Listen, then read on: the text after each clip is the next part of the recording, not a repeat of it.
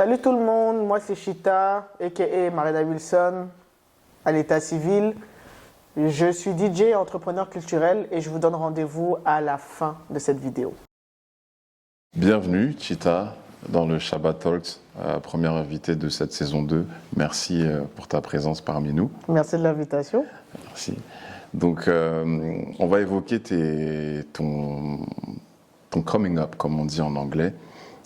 Où as-tu grandi? As-tu des frères et sœurs? Je suis né, j'ai grandi au Cameroun. Je suis né à Yaoundé, mais j'ai grandi à Douala. Et j'ai vécu au Cameroun jusqu'à mes 21 ans.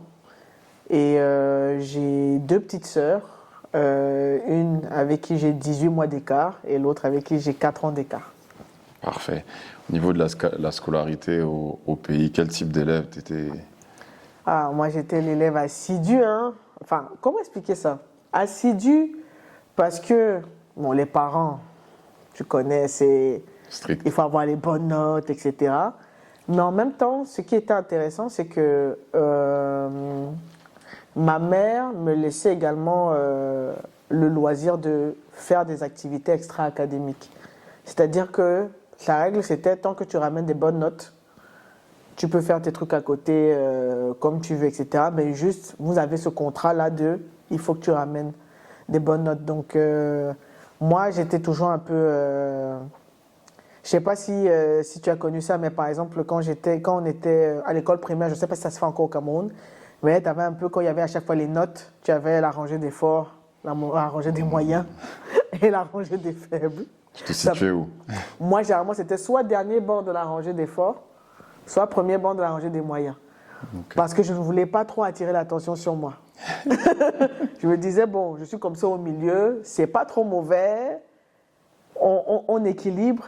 Et tant que j'ai le nécessaire pour passer, moi, ça me va en fait. Ok. Et à l'époque, tu avais des passions déjà qui s'éveillaient en toi, la musique, le sport, le dessin peut-être? La musique, oui. La musique dès petite. J'ai fait, on va dire que la première discipline que j'ai fait, c'est la danse. J'ai fait de la danse très longtemps. J'ai fait de la danse jusqu'en licence à l'université. Et hip-hop? Hip-hop principalement, ouais. En licence, même j'étais présidente du club danse, c'est dire. La musique, oui, j'ai fait du rap, pareil, jusqu'en licence. J'ai touché aussi au graphisme parce que je voulais faire des t-shirts, etc. Ça, j'ai commencé ça au collège. En première terminale, je m'étais fait... l'anecdote, c'est que fin d'année, tu vois, tu as le bac, le truc, les parents, bon, ils sont pas très cadeaux, mais bon, on te donne l'argent, on va t'acheter ce que tu veux, etc. Et je me souviens, à l'époque, mon père avait été rentré à la maison avec une 50aine de t-shirts blancs, il n'y avait rien dessus. Donc moi, l'argent qu'on m'avait donné, je m'en étais servi pour me faire des t-shirts personnalisés avec les designs que je faisais déjà dans mon ordinateur. Et j'avais décidé que bon, c'est ce que j'allais porter ma première année à l'université. Donc première année à l'université, je portais que mes trucs avec mes designs. Il y avait tout écrit Chita derrière. Donc c'est comme ça que je n'ai même pas eu besoin de dire aux gens qu'il fallait m'appeler Chita. Ok, bon, on en revient. Du coup, le sobriquet Chita, il te vient d'où exactement? Il me vient de ce que j'étais en quatrième. J'étais en quatrième et j'étais très nulle en anglais. Je n'avais pas vraiment de méthodologie. Et ma mère était revenue d'un voyage en France avec un livre pour m'aider à réviser quand il y avait des examens, etc. Parce qu'elle savait que l'anglais, c'était pas mon fort. Et du coup, un soir, j'étais en train de réviser. Une nuit même, il devait être 2h ou 3h du matin. Et j'ouvre le livre en question et je tombe sur une histoire d'une famille qui allait faire un safari au Kenya et dont le guide a été dévoré par un guépard. Et je vois guépard, Chita, je vois comment c'est écrit, je vois les lettres. J'aime beaucoup comment c'est écrit. Donc j'ai décidé que ça, si jamais je devais devenir quelqu'un de connu un jour, ce serait comme ça qu'on devrait m'appeler. Donc ça s'est décidé un soir.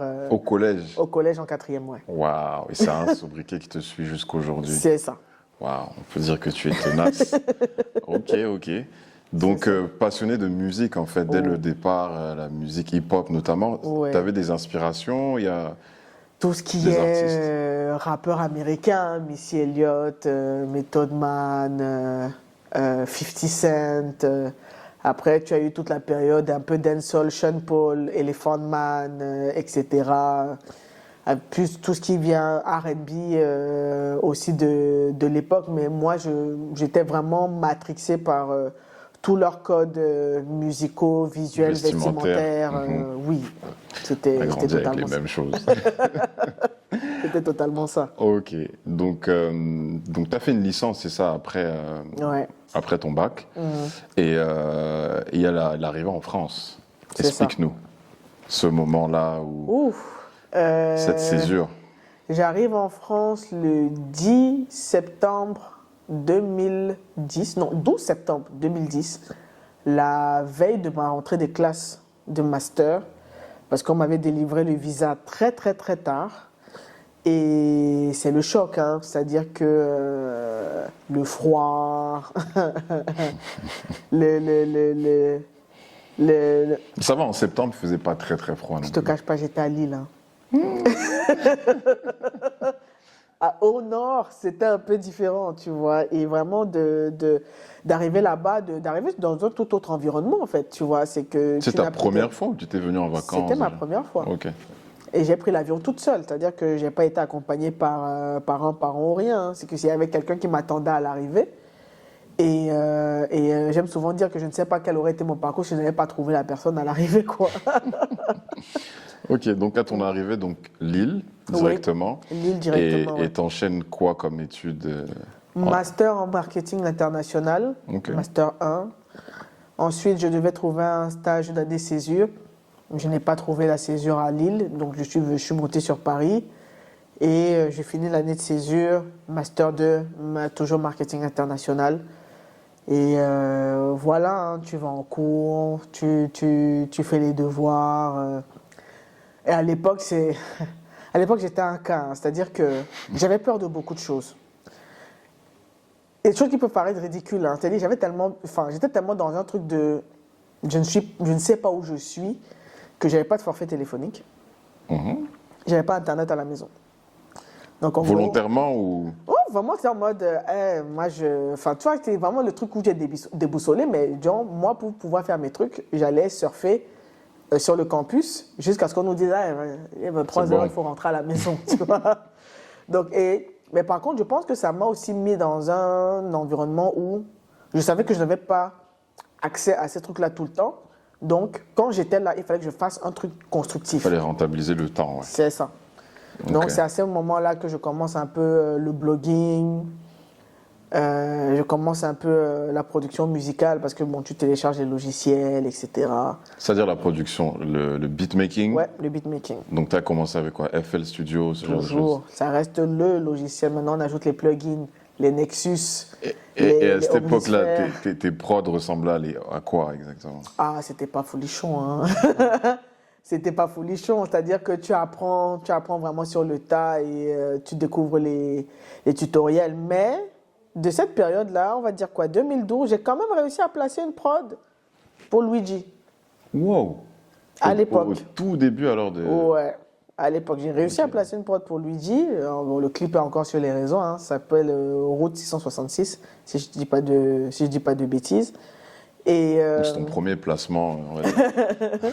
c'est ça. Et entre-temps, bon, tu es là, tu fais des rendez-vous avec des gens chez Def Jam, etc. Parce que c'est le moment où je prenais un peu le beatmaking vraiment au sérieux. Ok. Tu vois, je me disais, je veux pousser. Puis, bon, je me suis un peu lassé d'envoyer des packs de 40 instrus, t'en as même pas une seule qui est retenue, etc. Là, j'ai commencé à plus me tourner un peu vers l'événementiel. Parce que pendant 3 ans, j'ai organisé un festival de streetwear. Toujours à Lille là-bas ou en Ça, c'est région à Paris. parisienne? Ok. Non, à Lille, je n'ai rien construit à Lille, malheureusement. Donc oui, festival de streetwear pendant 3 ans. À partir de là, bon, j'ai gagné en compétence sur des choses ça et là, et jusqu'à ce que je crée mon média Blast Square et tout ce qui a suivi à partir de 2015, quoi. J'aimerais revenir sur le festival de streetwear. C'était quoi? Yeah. C'était sous une forme d'association? Oui, La curation était laquelle? Comment ça se déroulait exactement? En gros, moi, j'étais partie d'un constat. À l'époque, il y avait un gros événement à Paris qui s'appelait B-Street, qui était un peu l'événement où tu pouvais Ouais, trouver je un peu les connais. marques jeunes, etc. Et sauf que là-bas, tu avais des marques comme Tiller, etc. Et bon, c'est des marques qui ont des gros budgets. Donc moi, je m'étais posé la question de, bon, les petites marques, comment elles font pour Gagner en notoriété. gagner en notoriété, etc. Tu vois. Et c'est à ce moment-là que avec un groupe de gars que je côtoyais à l'époque, je leur dis, bon les gars, moi j'ai une idée, j'avais identifié des marques, à l'époque j'avais un média qui s'appelait iPlayground, donc je me disais, bon, le média va être la caution pour aller approcher les marques et leur proposer le concept. On avait trouvé un lieu et la curation, ça se faisait, c'était vraiment en fonction des médias que je suivais aussi de mon côté et qui faisait ce travail de référencement de marques de vêtements. Après, c'était vraiment du classique, c'était pratiquement du t-shirt, tu vois, t-shirt, t-shirt, hoodie, etc. C'était pas développé comme ce que c'est aujourd'hui. Ok. Du coup, le festival s'appelait Hypefest. On l'a fait pendant 3 ans. Et bon, moi, j'ai vu, j'ai vu qu'il y avait un mouvement qui se créait parce qu'on avait même une stratégie. On disait on faisait le festival la dernière semaine du mois d'août. En mode, le pitch était, viens faire ton shopping de rentrée en fait. Et viens découvrir des marques que les gens ne connaissent pas nécessairement, tu vois. Nice. Donc c'était ça principalement le concept, quoi. Ok.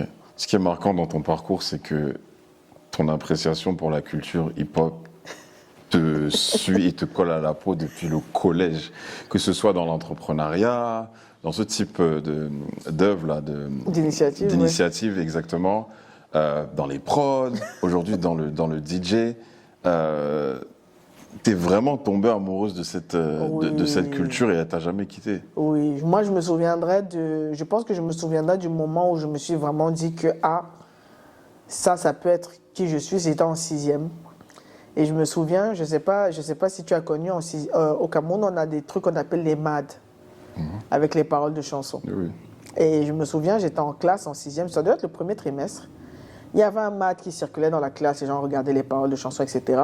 Et à un moment donné, je demande si on peut me le passer, je regarde et je vois dedans, je dis, ah, c'est qui Huché?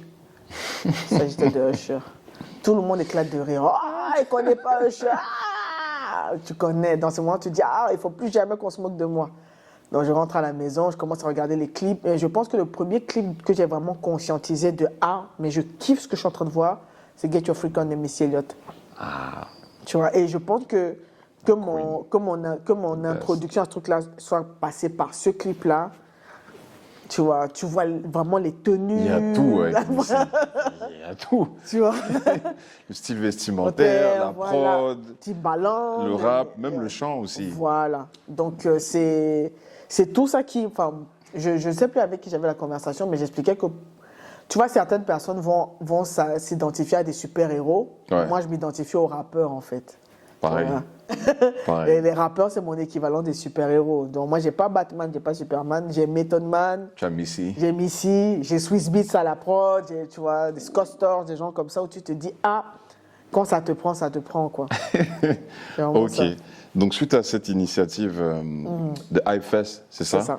Donc là, tu es déjà installé sur la région parisienne. Ouais. On est en quelle année? En 2013, 2014? J'ai commencé ça en 2014. Je l'ai fait de 2014 à 2016. Ok. Sauf qu'en 2015, il se passe quelque chose d'important. Tu crées donc Black Square. Explique-nous. Comment est-ce que je me retrouve à créer Black Square? Je me souviens que c'était à un moment donné où je commençais un peu à me lasser de Hypefest et Hyplayground. Enfin, j'avais besoin d'identification. Okay. J'avais besoin de découvrir des parcours de créatifs qui me ressemblent, auxquels je pourrais potentiellement m'identifier en me disant, cette personne, elle est passée par telle et telle et telle étape. Peut-être que moi aussi, je peux passer par ces étapes-là. Et je ne me reconnaissais pas forcément dans ce que je pouvais retrouver dans les médias mainstream, c'est-à-dire iBeast, Ice Nobody, etc. Je disais, c'est bien, mais... C'est niche. Et surtout, c'est éloigné de moi. C'est niche, c'est pas ta niche. Ouais, voilà. Donc, du coup, c'est un peu suite à ce constat-là que, un soir, sur vraiment, c'est une espèce de coup de tête en décembre 2014. Je me revois, je suis à Saint-Lazare, je prends la ligne L, parce qu'à l'époque j'habitais à Courbevoie, et j'habitais avec ma mère et ma sœur. Je rentre, je leur dis à toutes les deux, je vais créer un média sur la créativité noire, je ne sais pas encore comment il va s'appeler, mais je vais faire ça. Elles se regardent, elles me regardent, elles me disent « Ok ». On dort, et aux alentours de 6 heures du matin, ma tête continue, tourne, carré noir, Black Square, carré noir, Black Square. Je réveille ma soeur, ta, ta, ta, ta, ta, ta. C'est bon. Le média va s'appeler Black Square. Elle me regarde, elle fait « Ok ». Et vraiment, je ne sais pas ce qu'il y avait dans l'air à cette époque-là, parce que j'ai le sentiment qu'il y a énormément d'initiatives, même dans le même sens, qui sont nées aux alentours de 2015, tu vois. Mais c'est vraiment le truc où, avec ce projet-là, j'avais tellement l'envie de découvrir des choses que je m'étais retrouvée à préparer le site en 2 semaines. Wow. Et du coup, la ligne directrice éditoriale de Black Square, dès le départ, quelle est-elle? Créativité noire. Vraiment montrer l'étendue de l'expression créative. Donc à travers tous les médiums. C'est ça, vraiment. Et même et avec une grosse appétence pour tout ce qui est subculture. Parce qu'en gros, c'est pas nous qui allons te parler de Beyoncé et de Rihanna parce que tout le monde le fait très bien. Nous, on va peut-être te parler du photographe qui a shooté le truc de, tu vois. Moi, je me souviens, les articles qui avaient bien marché au début, on avait fait un sujet sur une communauté Maasai au Kenya qui faisait du cricket. Tu vois, récemment encore, je suis même en train de travailler sur un sujet sur la black surf culture. Tu vois, c'est comment est-ce que on nous sort aussi pas forcément des cases, parce que bon, les cases, elles existent aussi pour une raison, mais c'est montrer jusqu'où on est capable d'étendre nos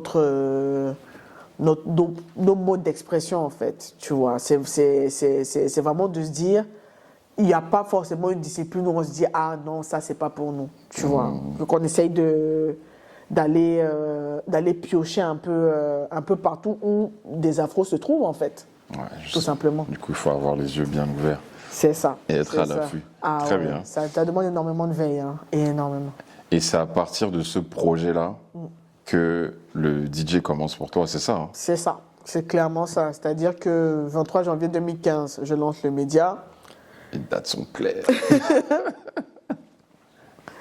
2016, je commence à me dire, j'aimerais faire des petits événements quand même pour faire vivre la communauté, parce qu'il y avait le site internet et il y a la web radio. Je me dis, bon, il y a quand même ce truc un peu musique, etc. Comment est-ce qu'on réunit la communauté autour de ça? Comment on fédère, ouais. Voilà. Et je me souviens très bien, le premier événement que j'ai fait, oh là là, mauvaise date, mauvais lieu, mauvaise heure, il n'y avait personne. C'était pendant l'Euro. C'était pendant l'été. En France, ouais, ici. Voilà. C'était pendant l'été. Il faisait jour tard. C'était en intérieur. Laisse tomber. Aïe, aïe, aïe, aïe, aïe. Même au niveau de la communication, j'avais pas fait comme il fallait parce que je m'étais laissé un peu endormir par « Oh, t'inquiète, il n'y a pas besoin de… » Du coup, comment est-ce que je me retrouve réellement à mixer? C'est que j'ai des potes qui avaient un média qui s'appelle Black Movies Entertainment. Elles ont un festival qui s'appelle Black Movie Summer. Et j'avais sympathisé vraiment avec l'une d'entre elles, Magali, big up à Magali, qui m'appelle un jour, qui me dit « Ouais, Marina, bon, comme Black Square est partenaire, etc., est-ce que tu peux nous ramener des DJ? On a vu, tu as ta web radio, est-ce que tu peux nous ramener des DJ pour une date, etc. » Moi, dans l'engouement, oui, bien sûr. Mais je ne connaissais personne. Donc, je suis arrivé là-bas avec mon petit sac à dos, mes petites platines, mon petit contrôleur. Ah, tu avais déjà le matériel? Dis-toi, même si je te raconte même comment j'ai acheté le matériel. Parce que tu vois, c'est des trucs où, depuis des années, on te dit, tu as une connaissance musicale, tu devrais être DJ, tu devrais être DJ, tu veux être DJ. Un jour, un de mes stagiaires, à l'époque, me regarde, il dit, Marina, oui. Pourquoi tu n'es pas DJ? Je l'ai regardé comme ça. Il dit, c'est la dernière fois qu'on me pose cette question. J'allais sur ces discounts. J'ai trouvé un truc en seconde main. J'ai pris et j'ai commencé à m'entraîner un peu à la maison. Wow. Mais du coup, ce fameux événement-là, c'est la première fois que j'allais vraiment mixer en public, sauf que je n'avais prévenu personne. Donc j'arrive, je pose mes affaires, je me dis, ah, c'est toi qui m'as mixé? Ah, ouais, c'est moi-même. Et tu es là comme ça, tu fais, ah, Voilà si ça. si je fais n'importe quoi ici, ah, ça va me suivre, tu vois. Mais je m'étais dit, bon, c'est l'après-midi, c'est 15 heures, c'est pas la nuit, il n'y a pas d'enjeu. Et du coup, résultat, je commence à envoyer. Il y avait du monde. Tu as les gens qui sont là, mais à la chill, tu vois, ils ont pas réellement d'attente par rapport à ce que tu vas proposer, Ouais. tu vois. Mais quand j'ai fini, t'as tout le monde qui vient me voir en mode, c'est vraiment bien, hein. Tu fais, ah, Il y a des ah gens bon? qui sont venus dans tes oreilles. Ah, Ça joue-moi va. cette chanson, tout ça. Même pas, même pas. Et je pense que, tu vois, si je peux me permettre une autre parenthèse, c'est que j'ai eu la chance de rencontrer mon public dès le début. Parce que j'aurais très bien pu aller dans un autre cadre, arriver avec ce que je propose, et ça n'aurait pas pris, et ça m'aurait découragé, alors que c'est juste une question de cadre, en fait, tu vois. Non, dès le début. Et tu initialement, mixais quoi alors lors de ce set-là? coupé décalé début des années 2000. Baile funk brésilien. Hip-hop et R&B, parce que j'étais encore quand même Bien dedans. imprégné. Bien imprégné. Énormément de remix. Quelques vieux Makossa que bon, les gens pouvaient un peu connaître, un Konkai Makossa, machin, là où tu te dis que bon, il y a quand même un ou deux qui peut Quand même représenté. coller la petite, normale, parce que c'était un peu la période, Manox, tout ça, tu vois. Et c'est vrai que j'étais arrivé avec un truc très éclectique, très mélangé. Et c'était marrant de voir vraiment les gens se reconnaître parce que pareil, à cet événement-là, il y avait des afro-brésiliennes. Dès que j'ai commencé à mettre le baile funk, elles ont couru vers moi en mode, mais c'est la première fois qu'on entend le baile funk apparaître, etc. J'ai fait, ah, bon, moi j'aime bien comment ça sonne. Donc c'est pour ça que je me retrouve à jouer ça. Mais ouais, initialement, même ce festival, je devais jouer seulement, parce que c'était sur 4 dimanches d'affilée, je devais jouer un dimanche et j'ai joué les 4. Waouh, ok. Le même set. Enfin, pas forcément le même set, mais en gros, c'est que, ah, ça s'est bien passé. Les gens qui te demandent, tu seras là dimanche prochain? Tu dis, je vois avec les organisateurs, tu veux revenir dimanche prochain? Oui. Deuxième, troisième, et au niveau du quatrième, les gens qui commencent à te dire, non, on est venu pour toi, en fait. Et là, à ce moment-là, tu prends vraiment conscience que tu peux faire Que je carrière ou que tu peux... En fait, je me dis, ça peut être le truc fun à côté, tu vois, parce que le DJ arrive à un moment donné où Hypefest s'arrête. Et bon, malheureusement, Hypefest ne s'est pas arrêté dans des bonnes conditions. Donc j'avais un peu un truc une espèce de colère en moi à évacuer et de me rendre compte que je suis en train de transformer cette colère-là en quelque chose de vertueux. Il y a vraiment des gens, tu crois, on dit, ah non, il est DJ, hein, non, maintenant il est DJ, tu fais, ah, c'est réel en fait, tu vois, c'est, on t'appelle là, on t'appelle là, on t'appelle. Bon, tu fais des petits trucs à gauche, à droite, bon, sans trop imposer, sans trop reconnaître que, ah non, j'ai un statut de DJ. Le statut, ouais. Mais je pense que c'est quand il y a un lieu à côté du Wanderlust qu'on appelait Café Barge. Communion. Ok. À l'époque, ça s'appelait Communion. C'est toujours, enfin, c'est au-dessus du Wanderlust, tu vois. Et à l'époque, il y avait un truc là-bas qui s'appelait Afri Market. C'est-à-dire c'était des espèces de stands de créateurs, afro, etc. Ils me contactent pour venir mixer. Je pense que c'est à partir de ce moment-là que j'ai vraiment pris conscience de je suis en train de construire quelque chose. Je suis même en train de construire une fanbase, tu vois. Des gens qui disent... Parce que vraiment, tu vois tout le monde qui te découvre en même temps, tu vois. Et moi, j'ai beaucoup aimé le fait que la découverte se fasse dans des événements de jour. Parce que vraiment, je pense que j'ai construit le socle de ma fanbase sur les événements de jour. De jour, ok. Donc, Ok. c'est... Ouais. Et donc là, Black Square déjà 1 an, tu débutes aussi ta carrière de DJ. Parallèlement à ça, tu as un travail que tu fais au quotidien ou tu te consacres uniquement à tes projets? J'ai eu un travail jusqu'à 2017 et entre 2017 et 2020, je bossais un peu, je faisais des trucs en freelance à côté, etc. Mais c'est vrai que entre 2017 et 2020, c'est vraiment la période où je pense que j'ai bâti tout ce que je suis en train de récolter aujourd'hui. Okay. C'est-à-dire que organiser les événements, faire des partenariats, rencontrer des gens, Soit c'est dans ces périodes-là que la première fois on m'appelle, on me dit oui, on veut que tu viennes mixer à Berlin, on te paye le billet d'avion pour aller mixer. Tu dis, mais moi, voyager pour aller mixer, j'imaginais pas, tu vois. On te paye le train pour aller à Bruxelles pour mixer. Pareil, j'ai fait le festival Afropunk. J'ai mixé en première partie de Janelle Monáe. Enfin, tu vois, des Qui est en trucs. concert là bientôt. Voilà. Justement. Et tu vois, c'est des moments comme ça où tu crées des événements, tu crées des concepts. En parlant même de beatmaking, j'ai organisé des battles de beatmaking pendant près de 2 ans aussi. Wow. Tu vois, parce que pour moi, c'était vraiment le truc de bon.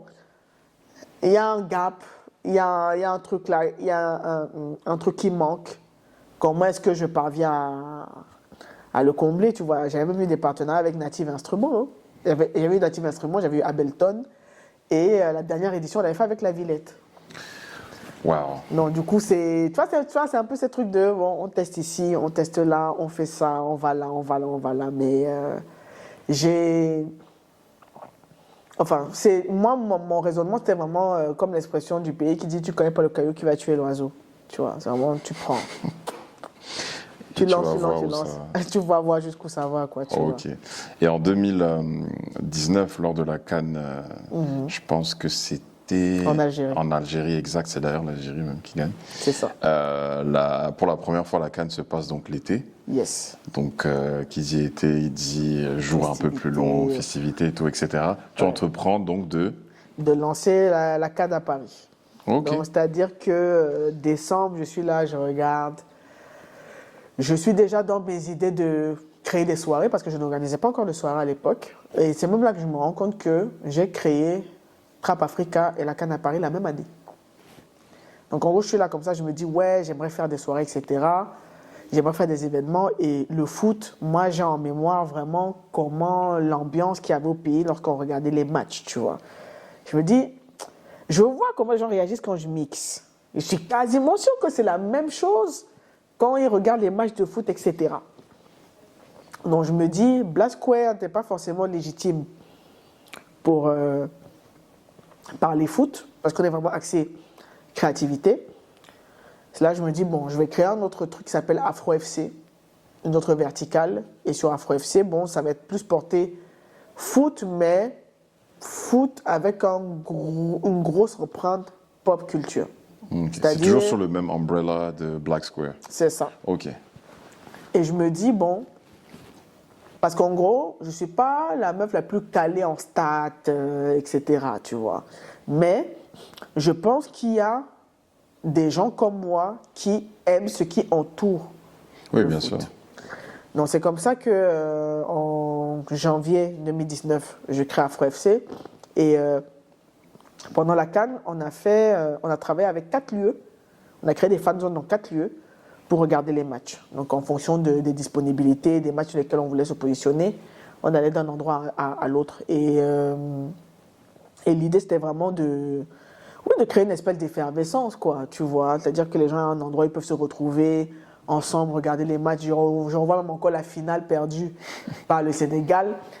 Bon, les Algériens sont restés faire la fête avec nous, hein, parce qu'on a mixé jusqu'à 4h du matin, tu vois. Mais en mode, bon, on a perdu, mais on est ensemble, venons, on danse, quoi, tu vois. C'est l'été, on est déjà là, quoi.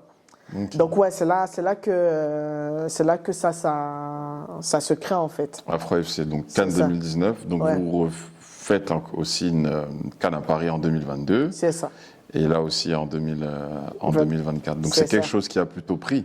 Tu es plutôt fier de ça. Vraiment en 2024, j'ai pu constater que c'était bon. Et surtout que moi, c'est ça que j'ai trouvé un peu marrant, c'est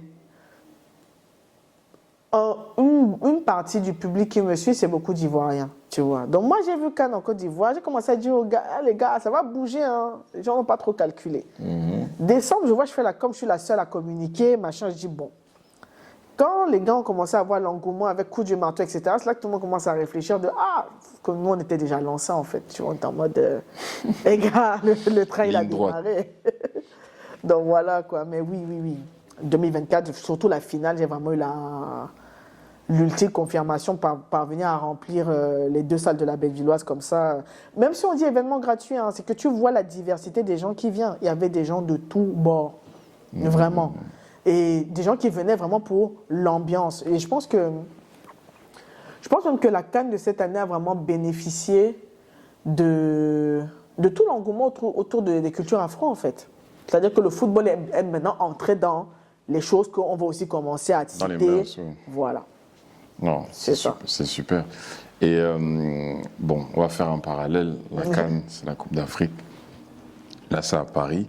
Ouais. J'imagine que tu es aussi très, très attaché quand même aux terres, à nos terres africaines et au pays. Est-ce que tu as des projets futurs au Cameroun ou actuels, même dont tu peux nous parler pour l'instant? Dis-nous. Là, pour le Cameroun, je suis en train de retravailler les ressources les personnes ressources sur place. Parce qu'en gros, ça bouge énormément. Et une chose que tu peux avoir discuté avec quelqu'un aujourd'hui, tu reviens dans 6 mois, c'est plus le même sujet. Donc là, moi, ce que j'aimerais, c'est une idée que je nourris vraiment depuis un moment. J'aimerais pouvoir faire une espèce d'académie DJ pour les filles, en fait, là-bas. Parce qu'en gros, on est tous conscients, hein, l'accès au matériel, la possibilité de s'entraîner, etc., c'est pas évident, tu vois. Et moi, avec les petits moyens que j'ai ici, bon, j'ai déjà du matériel, que s'il faut faire descendre le matériel, c'est possible, tu vois. Mais j'aimerais pouvoir bosser dans un cadre où il pourrait y avoir plus de filles DJ qui exercent, en fait, tout simplement. C'est vrai que je vois des choses qui se font. Je vois même qu'il y a des filles DJ, hein. Je dis pas qu'il n'y en a pas. Mais c'est vrai que, bon, en termes d'accessibilité, c'est pas encore le truc le plus accessible. C'est-à-dire que typiquement, j'étais à Douala. À un moment donné, j'ai demandé, ouais, mais si vous voulez acheter du matériel DJ, vous allez où? On m'a dit. Tout le monde a levé les épaules. J'ai fait, ok. Bon à savoir, tu vois. Et au-delà même de tout ce qui est DJ, même tout ce qui est même entrepreneuriat culturel en général, tu vois, c'est pouvoir faire des ateliers avec les jeunes et me servir de mon parcours comme exemple pour expliquer un peu les différentes étapes par lesquelles je suis passé pour parvenir à faire ce que je fais aujourd'hui, en fait. Tu vois. Donc ça, inspiré. Oui, Inspiré. oui, clairement. Ok. Clairement, Wow. clairement. J'ai hâte. Et ça, il y a une date déjà de prévue ou... On parlait de décembre. Mais là, il faut que je vois. Je suis encore en discussion avec les partenaires ici. Et le seul sujet avec les partenaires ici, c'est que tout le monde est concentré sur les JO. Donc, si tu veux, il faut les attraper quand tout ça, ce sera fini. Tu viens, tu dis, bon, au fait, vous avez parlé d'eux et voir qui peut t'accompagner, quoi. Très bien. Parlant de qui peut t'accompagner, on va parler de qui t'a accompagné. On t'a vu collaborer notamment avec Netflix, la nouvelle école. Tu peux nous parler de cette expérience-là ou de tes différentes aussi expériences, que ce soit avec Jordan Brown, des très très très grosses institutions, hip-hop aussi, et Timbaland. Tu parlais de Method Man, on l'a tous vu avec le Wu-Tang en team. Donc est-ce que tu peux nous parler de ton rapport avec ces grandes institutions, s'il te plaît? Je pense que mon rapport avec ces structures, c'était vraiment Enfin, c'est pas pour les discours bateaux, hein, mais c'est vraiment fruit du travail. C'est-à-dire que moi, j'ai toujours été dans mon truc de je vais faire les choses comme je les sens, je vais donner le maximum. Et s'il y a des gens à qui ça plaît et que ça intéresse, il y aura un rapprochement qui va être fait. Typiquement, nouvelle école. Tu vois, quand je t'ai parlé du stagiaire qui m'a demandé pourquoi je n'étais pas DJ, Ouais. c'est un peu par l'intermédiaire de ce stagiaire que je me trouve sur Nouvelle École. Wow. Aujourd'hui, c'est devenu un pote. Hein, parce que lui, je lui ai dit, même son mariage, il m'appelle, il n'y a pas de galère. Je vais venir, je vais mixer, mais il ne me donne rien. Ça. C'est vraiment grandement un peu par son intermédiaire, parce qu'il a parlé de moi à une de ses responsables d'après, qui a vu mon travail, qui a beaucoup apprécié mon travail et qui, bon, on est devenu aussi, c'est comme une grande sœur pour moi aujourd'hui, tu vois. Donc quand il y a eu l'opportunité Nouvelle École, elle m'a dit, bon, j'ai ce projet, est-ce que ça t'intéresse? On y va. Et c'était impressionnant. C'était assez impressionnant parce que je n'avais jamais rien fait de tel. Hein. Je pense que même ces 2 dernières années, j'ai fait énormément de trucs que je n'avais jamais fait. C'est-à-dire la télé, les horaires de tournage, les célébrités, parce qu'à la fin de la journée, bon, t'as Shai, Niska, SCH, bon, toi, c'est des gens que tu vois derrière ton YouTube, tu vois. De les avoir là en vrai et aussi de devoir gérer les candidats, les participants à l'émission, avec leurs demandes, chacun a sa sensibilité, chacun a sa personnalité, etc. Donc ça, c'était... Mais c'était très enrichissant. Ça, c'était cool. Jobman, Jordan. Un rêve, Jordan. peut-être. Ah, non, mais est-ce que tu sais que avant même Jordan, j'avais participé à un concours organisé par Nike Paris pour designer une paire de baskets. Ok. Et ils avaient sélectionné, on était une quinzaine de personnes qui avaient été sélectionnées. J'avais fait une basket que j'avais appelée l'Afroflex, une Air Max 97. Donc, moi, quand je vois ces trucs-là, je me disais, ah bon, Marina, c'est bien, tu as fait ce petit truc-là, machin.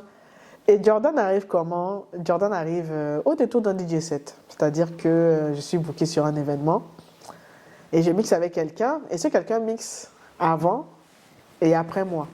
Ah, je me dis, ah bon, c'est quelqu'un qui débute, parce que bon, le cliché, hein, tu te dis, bon, s'il mixe avant et après, c'est qu'il se fait la main, tu vois. Et quelque chose me fait rester jusqu'à la fin de son set, parce que j'aime vraiment beaucoup ce qu'il joue, tu vois. C'est vraiment éclectique et tout. Donc, je prends son Insta en mode, ouais, dans ton Insta, franchement, c'est trop lourd ce que tu fais, j'ai fait des soirées et tout, je vais te booker et tout. Sauf que je ne sais pas que ce quelqu'un travaille pour Nike. Je ne suis pas au courant. C'est comme ça qu'on se suit, machin. Et de temps en temps, bon, je like ce qu'il fait, il like ce que je fais, etc. Jusqu'au jour où il vient dans mes DM, il me dit, bon, madame, bon, je vois tout ce que tu fais. Hein. Je travaille partenariat Jordan, on veut bosser avec toi. Waouh. Et là, c'est pas Nike, c'est Jordan Brand. C'est Jordan Brand. Non, je suis comme ça, je fais, Bon, comme c'est la même maison, je dis, Ouais, bon. c'est la même maison. Et initialement, le concept, c'était quoi? Que je design un T-shirt pour la collection femmes. C'était ça le premier contrat. Ok. C'est là que je me dis, ah, toutes mes heures sur Photoshop vont être utiles. Tout le graphisme que j'ai fait, là, on va sortir ça. T-shirt Cheetah. Voilà. Et du coup, le T-shirt, le mood board pour le T-shirt, parce que j'ai travaillé avec une illustratrice sur ça. Ils m'ont mis en contact avec une illustratrice. Le mood board du T-shirt, je l'ai fait en 24 heures. Hein. C'était vraiment en mode, le bail, je vais l'appeler Petit Paris. On va prendre un peu les références avec, tu vois un peu les boutiques où on vend les bonbons, les machins au pays, machin, mais adaptés un peu façon Jordan, des petits qui jouent à corde à sauter. Bon, on a pris des influences un peu Afrique, US, etc. Double Donc, Dutch. tu fais, double Dutch, voilà. Tu prends ces trucs-là. Et ça, c'était le premier contrat. Je m'étais dit, bon, ça c'est bien, ça va s'arrêter là. C'est là qu'on me dit, ah non, en fait, on a un autre truc. Ça s'appelle le Jordan Women Collective. C'est-à-dire que c'est un collectif de meufs sportives et créatives à l'échelle européenne. On voudrait que tu en fasses partie. Waouh.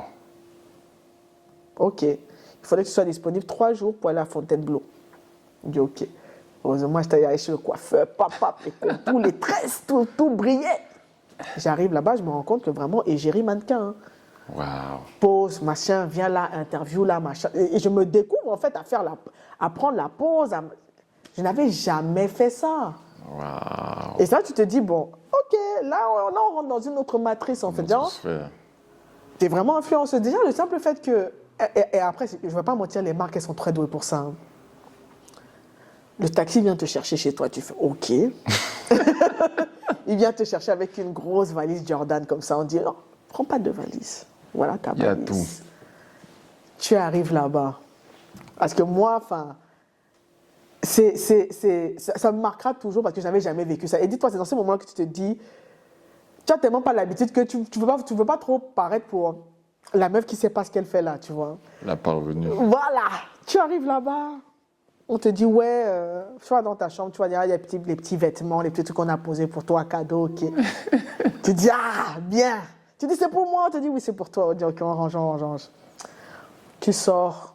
Tu te rafraîchis un peu, tu reviens, on a ajouté les chaussures. Tu fais, Wow. Les Air Force. Tu gardes, tu sors, tu reviens, on a encore ajouté. Je te jure que je suis partie de ce truc-là avec 12 paires de chaussures. Je n'avais jamais... Tu vois, genre où Tu dis, je vais vraiment rentrer avec tout ça. Tu dis, oui, ne t'inquiète pas. Tu dis, donnez-moi les prends, cartons, rentre. donnez-moi les cartons, donnez-moi les... On dit, ne t'inquiète pas. Mais je pense que là, ils nous ont tués. C'est vraiment, ils viennent comme ça. Tu t'en AirPod. Tac, tac, tac. Tu veux quoi, hein? Je dis, ouais, AirPod, ring light, machin, ouais. Mais c'était pour quelle... Enfin, En gros, c'était pour faire de la promo de vêtements. tout simplement. La Wow. collection femmes. Donc, depuis, tu as gardé un très bon rapport avec Oui, le là, swoosh. Là, j'ai mixé récemment pour l'événement qu'ils ont fait avec Union Jeunesse Internationale, là, pour... Ouais, samedi dernier. Hein. Voilà, pour les JO, tu vois. Donc, non, là, c'est... On se connaît. On va dire que... On va dire qu'on se connaît, tu vois. Ben, vraiment, c'est ce truc-là qui arrive dans ma direction à un moment donné où... tu vois, parfois, des gens qui te disent que, ouais, est-ce que tu fais trop communautariste? Moi, j'ai compris, quand on arrivait là-bas, j'ai compris que j'étais là parce que j'étais une meuf noire qui parle au noir, en fait. J'ai compris que c'était pour ça que j'étais là. Et tu vois, tu fais ça sur 2 ans. De temps en temps, ils viennent aussi filmer des trucs chez toi, des machins. Tu fais, ah. Ça Bon, paye. c'est bien. Ouais, ça paye. Ça commence à... Et surtout que... Ouais, c'est que c'est vraiment ce truc de tu as tenu ta ligne, En fait, c'est ça que j'allais dire. tu vois. C'est que toi, enfin, j'ai l'impression que tu n'as jamais démarché parce qu'il y a beaucoup de parcours de personnes déterminées qui réussissent, Ouais. qui vont justement essayer de provoquer cette chance. Ouais. Toi, tu es resté dans ta ligne conductrice. J'aime le hip-hop, je vais commencer par le graphisme, le DJ, le beatmaking, je vais organiser des soirées. Ouais. Tu as un peu testé un peu de tout. Ouais. Et à chaque fois, en fait, tu as réussi jusqu'ici. Et aujourd'hui, les annonceurs font appel à toi. Donc, C'est un peu ça. Et c'est pour ça que maintenant, je me mets un peu dans une posture où j'apprends à aller démarcher. Parce que quand tu as un peu Ouais. l'habitude que... Ah, parce qu'en fait, si tu veux démarcher, si c'est démarcher des lieux pour faire des événements, il n'y a pas de souci. Si c'est pour faire de la promo agressive pour des événements, ça, j'ai aucun problème avec ça. Hein. Moi, c'est...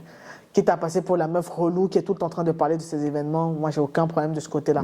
Mais c'est vrai que de s'apercevoir que non seulement les gens voient ce que tu fais et qu'ils disent, OK, toi, on voit ce que tu fais, on veut bosser avec toi. Pareil, tu vois, là,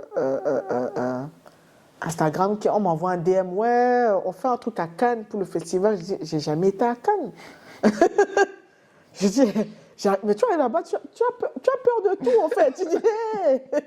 Moi, enfin, tu sais, c'est que moi, je suis vraiment dans la simplicité, tu vois. Donc, dès que c'est déjà un peu luxueux, etc., bon, je ne vais pas me renfermer, mais je vais toujours être un peu sur le bon, on fait attention, on regarde, on veut pas casser un truc par erreur ou un truc du genre, tu vois. on dit que c'est ta faute. Voilà, tu vois, là, regarde, là, voilà encore, tu vois. Mais vraiment, c'est ouais, pareil même pour Timbaland, je dis Timberland, pardon. Timberland, par contre, ça a été rattaché à des gens aussi que je connaissais, pour qui je faisais un peu de consulting. Du coup, j'avais eu l'occasion de parler avec des gens de Timberland. Donc, initialement, c'était pas par rapport c'est pas directement comme ambassadrice que je les connaissais. C'était en tant que consultante, tu vois. Et puis un jour, en réunion, il me dit, mais Marina, tu veux pas faire un peu ambassadeur pour nous? J'ai fait, oh, moi... Bon, si c'est que c'est un contrat supplément qui s'ajoute à côté, moi je dis pas non. Et c'est comme ça que je me retrouve à faire aussi des trucs pour Timberland, tu vois. Mais tu te rends compte des deux, tu as cité la Nike, c'est le hip-hop, ça. ouais, je te cache pas. Et c'est pour ça que moi, ça rentre totalement en cohérence. Et c'est pour ça que je suis même dans une démarche de, oui, aujourd'hui, il y a beaucoup de gens qui m'ont découvert principalement par la musique, mais je m'intéresse à d'autres disciplines, tu vois, tout ce qui est art visuel, etc. Et j'aimerais aussi un peu plus pousser cet aspect-là de mon profil et de ma personne, tu vois, parce que c'est comme ça que je me trouve à faire un t-shirt avec Jordan, c'est comme ça que je me trouve à faire une basket avec Nike. Ça, c'est des trucs que j'aimerais faire un peu plus, tu vois, vraiment de la création, quoi, vraiment de la création. En fait, tu es une réelle créative qui ça donne pas uniquement à un médium. Non, c'est... Donc, mais du coup, dans cette même lignée-là, ouais. Qu'est-ce qu'on peut imaginer, espérer pour Cheetah dans les 3 années à venir, créativement? Ou même au niveau entrepreneurial? Ouais. Enfin, je vais juste te donner un nom, hein. Virgil Abloh. Hein. Ok. Tu vois, c'est-à-dire que Virgil Abloh, c'est une des personnes qui m'a par exemple, décomplexé d'avoir énormément de comptes Insta, parce que c'était le cas pour lui aussi.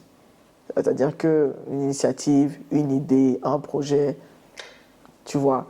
Moi, je regarde, j'ai des modèles comme lui, j'ai des modèles comme il y a un autre gars qui s'appelle Joe Freshgood, qui est un peu moins connu en Europe. Lui, il a sa marque oui, il fait du consulting aussi pour New Balance, pour plein de marques, mais enfin, si tu veux, moi, j'aimerais, de la même manière que j'ai créé Black Square pour montrer l'étendue des expressions créatives, la première personne qui étend, c'est moi. Tu vois, je suis tout le temps en train de me dire, c'est quoi la nouvelle discipline que je peux toucher. Par exemple, là, dernièrement, j'ai commencé à faire des remixes. Si tu sais, ça fait au moins 15 ans que j'essaie d'apprendre à faire des remixes. Wow. Je ne savais pas comment on fait. Et jusqu'au jour où l'algorithme a été de mon côté, il m'a tendu un tuto, alors que je ne cherchais pas de tuto. Je regarde le tuto, je fais, attends. Non, c'est ça. Ok. Tu regardes le tuto, tu passes une nuit blanche à faire 6 remixes d'affilée. Le lendemain, tu tapes encore 5 remixes. 6, 5. Tu dis, J'ai bon, cru voir en story quand tu mon postes. anniversaire arrive bientôt. Bon, on va utiliser le prétexte pour commencer à sortir et voir un peu ce que les gens en disent. Et même là, tu vois, c'est vraiment tu vois, c'est un peu comme avec le DJ. C'est vraiment un truc de. Pour moi, le plus important, c'est de me rendre compte que je ne suis pas encore arrivé à la fin de ce que je pense être capable de faire, en fait. Voilà. Tu vois, et c'est pour ça que j'encourage les gens au maximum. Tu vois, j'ai connu des gens, des rappeurs, qui avaient honte de mettre en avant qu'ils étaient aussi illustrateurs. Parce qu'ils disaient, oh, on va se dire que bon, je fais ça parce que le rap, ça ne marche pas. Je dis, non, tu ne sais pas comment l'illustration peut nourrir le rap. Absolument, absolument. Donc, est-ce qu'on peut imaginer une mixtape ou un album pour prendre comme des DJ connus aux États-Unis, les DJ Drama, DJ Khaled, DJ Clue, Je te cache pas, qui ont ça, fait leur c'est album avec des totalement artistes. un univers visuel et même vestimentaire que tu pourras accompagner. Est-ce qu'on peut imaginer ça dans les années à venir? Totalement, hein. Sachant que tu parles bien de DJ Drama, des mixtapes, etc. Si je dois faire un parallèle avec quelqu'un aujourd'hui, tu as quelqu'un comme Ketranada, moi c'est le blueprint, modèle, tu vois. C'est-à-dire que quelqu'un qui est avec sa patte, sa touche, et dis-toi même qu'avec les remixes et les mashups que je fais, maintenant moi ce qui m'obsède, c'est que j'aimerais tourner des clips. Ouais, j'aimerais mettre ça à l'image parce que je me dis, bon, et surtout, je sais que je suis énormément nourri par toute l'imagerie du début des années 2000. Donc, comment est-ce que. Tu peux incorporer. Voilà. En plus, avec tes inspirations afro aussi. C'est ça, c'est totalement ça l'idée parce qu'aujourd'hui, je pense que notre principale force, c'est vraiment la dimension hybride qu'on a. Hein. Et j'insiste sur notre, dans le sens où nous, qui sommes même dans un pays francophone comme la France, parce qu'on a un regard sur tout ce qui se fait autour. Tu vois, tu vas avoir par exemple,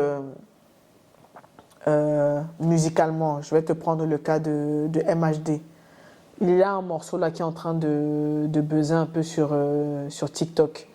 Quand tu écoutes la base rythmique, ça c'est la batida d'Angola, hein. Ça, il ne faut pas chercher. Angola, Portugal, tu vois, c'est-à-dire.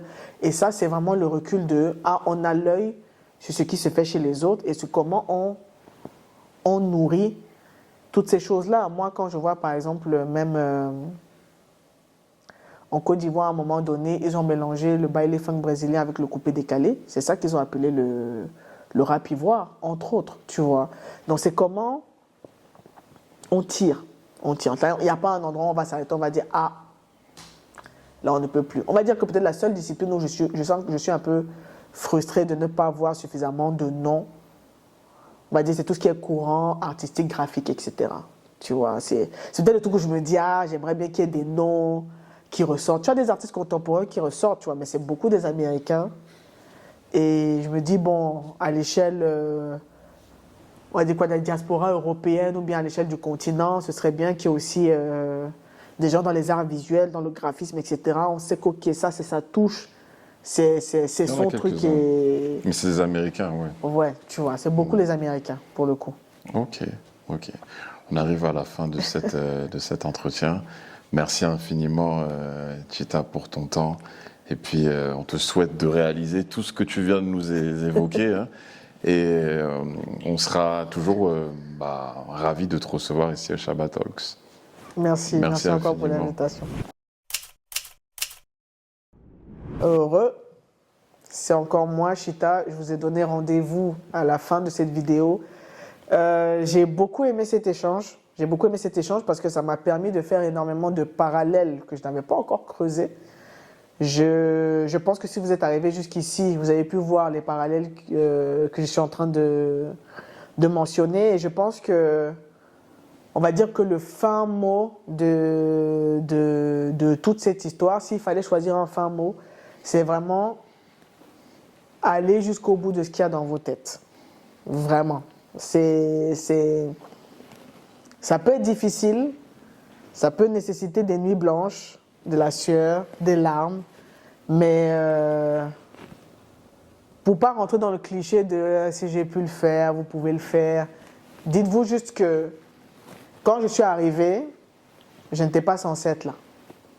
Je n'étais pas censé avoir le parcours que j'ai aujourd'hui. Ce n'était pas ce qui était dessiné. Donc, on ne sait jamais.